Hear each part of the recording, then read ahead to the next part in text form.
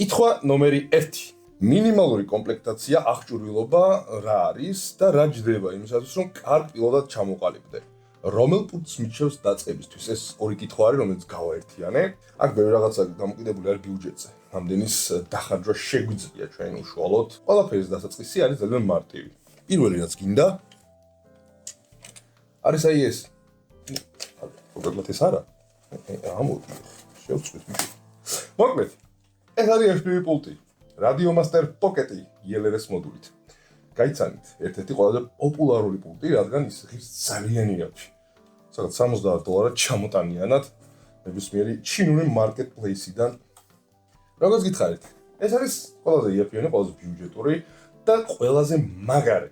აი თავისი ფასი, ხარისხის და თავისი გამოყენების შეფარდებით საუკეთესო რეალურად, იმიტომ რომ ამაზე მეტი რაღაცა ჯერჯერობით მე არც ერთი არ ვიცი. ანუ ესეც ხომ აქვს, მაგრამ კიდევ ეს ორი მაქვს, იმიტომ რომ ერთი არის. სადაც $60-დან $70-მდე დაგიждდებათ. ანუ დაუცილებლად დაიმახსოვრეთ, რომ უნდა იყოს RadioMaster Pocket ELRS მოდულით. არის CC2500, რომელიც არაფერს შეგვიდება, არ არის. ნუ ჩავთავ, გაჩვენეთ როგორ გამოიყურება. პატარა საყვარელი ეკრანი აქვს. აი. დაიმახსოვრეთ ეს ხმა, რომელსაც ძალიან ხშირად გაიგონებთ, თუ დაიწყებთ ამას.